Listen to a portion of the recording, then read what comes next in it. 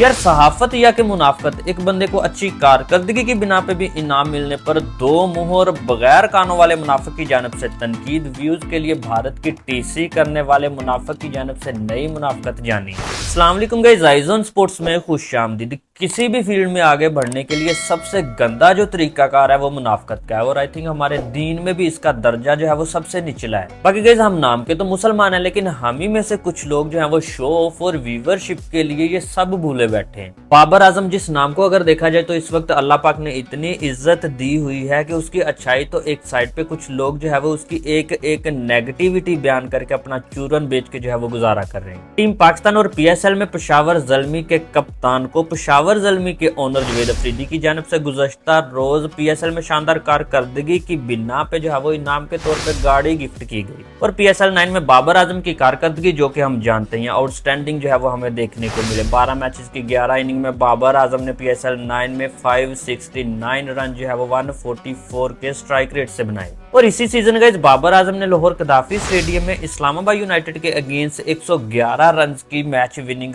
पारी खेली, जिस पर पेशावर ज़ल्मी के ओनर जवेद अफरीदी ने जो है वो बाबर आजम को गाड़ी इनाम देने का जो है वो ऐलान किया। और गुज़श्ता रोज उन्होंने इस वादे को पूरा करने की तस्वीर जो है वो एक्स पर डाली, जिसमें जवेद अफरीदी साहब जो है वो बाबर आजम को एक एमजी गाड़ी जो है वो गिफ्ट कर रहे हैं। बट कुछ लोगों से ये भी नहीं हजम हो रहा, लग ये रहा है कि जैसे उनकी जेब से पैसे गए हो। बट यार जैसा कि मैंने बोला कि इस नाम को अल्लाह पाक ने इस वक्त इज्जत इतनी दी हुई है कि कुछ मुनाफिक जो है वो उसकी ऐसी किसी भी हरकत में से नेगेटिविटी जो है वो ढूंढ के बयान करते हैं, जिनमें सबसे आगे इस वक्त अगर देखा जाए तो ये बगैर कानों वाली बुला फरकान भट्टी जो है वो चल रहा है, जिसका बोलना ये है अजी 2021 का T20 वर्ल्ड कप जो है वो बाबर आजम ने टीम पाकिस्तान को जितवाया इसलिए गाड़ी दी गई। नहीं 2022 का T20 वर्ल्ड कप जो है वो जितवाया इसलिए दी गई। नहीं सॉरी यार 2024 का पीएसएल जो है वो पेशावर ज़ल्मी को जितवाया शायद इसलिए दी गई। नहीं फिर इसकी बकवास ये कि यूजलेस 100 की वजह से दी गई। अब यार इस बंदे की मुनाफकत का पूरा निचोड़ जो है वो आप इस बयान में देख सकते हो कि बाबर आजम के रन्स बनाने को और बाबर आजम के 100 को ये यूजलेस बोल रहा है, जिसकी वजह से पेशावर ज़ल्मी जो है वो कॉम्प्रिहेंसिव इस्लामाबाद से वो मैच जीती भी थी। और दूसरा चेहरा इस बंदे का इंडियन व्यूज के लिए इंडिया की टीसी करने में ये इतना आगे जा चुका है कि विराट कोहली के 100 को भी, जो कि आईपीएल में इन्होंने इस सीजन में बनाया और उनकी टीम हारी। और अभी तक विराट कोहली ने इस सीजन में जितने रन्स बनाए हैं, ऑरेंज कैप अगर देखा जाए तो विराट कोहली के सर पे है, लेकिन टीम अगर उनकी देखी जाए तो पॉइंट्स टेबल पे सबसे नीचे। बट इस पर इस बंदे का बोलना है कि ओह विराट कोहली तो बहुत महान प्लेयर है, वो तो अकेला रन कर रहा है, भाई उसका क्या कसूर जब टीम ही उसका साथ नहीं दे रही। हालांकि अगर देखा जाए तो पीएसएल में पेशावर ज़ल्मी जो है वो पीएसएल जीतने के लिए हॉट फेवरेट थी। और इधर आईपीएल में अगर देखा जाए तो अभी हाफ हुआ है और आरसीबी जो है वो इस साल सबसे पहले टूर्नामेंट से आउट होने वाली पहली टीम है। और विराट कोहली को उसके 100 पर भी जो है वो तनकीद का सामना करना पड़ा स्ट्राइक रेट की वजह से। बट इस बंदे की मुनाफकत का लेवल इस वक्त ये है कि हर बात में घुमा फिरा के जो है वो बाबर और विराट का कंपैरिजन ले आता है, जिसमें ये विराट को अब्बू और बाबर आजम को तो फिर आप समझते ही हो, जानते हो क्या बोलता है। हालांकि बीइंग अ जर्नलिस्ट मेरा खुद का ये मानना है कि आपको न्यूट्रल रह के जो हकीकत है वो बयान करनी चाहिए। इसमें कोई शक ही नहीं है कि विराट कोहली जो है वो इस इरा का इस वक्त महान बल्लेबाज है। इस चीज को यार मैं खुद भी मानता हूँ, लेकिन यार ऐसा भी नहीं होना चाहिए कि किसी की टीसी करने में आप इतने ही आगे निकल जाओ कि वो बुरा मुसलसल खेले तब भी आप जो है वो उस पर तनकीद ना करो। भाई बाबर हो या विराट, जितना भी बड़ा प्लेयर हो, जब वो बुरा खेल रहा है तो तनकीद तो बनती है। और अगर भाई इनमें से किसी ने अच्छा करके कुछ अचीव किया है, उस पर उसे इनाम दिया जा रहा है, तो भाई उस पर उसकी तारीफ भी बनती है। लेकिन गाइस फिलहाल अगर देखा जाए तो इस बगैर कानों वाले जगड़ दुम्बे का सिर्फ एक ही काम है, बाबर आजम की कहीं से भी ढूंढ के नेगेटिविटी बयान करना, जिसकी वजह से भाई मैं इसे दो मुंह और बगैर कानों वाला मुनाफिक जो है वो समझ रहा हूँ। आप क्या समझते हो कमेंट सेक्शन में जरूर बताइएगा। इस वीडियो में यहाँ तक कि नेक्स्ट वीडियो में आऊंगा नए टॉपिक के साथ। दुआओं में याद रखिएगा। अल्लाह हाफिज।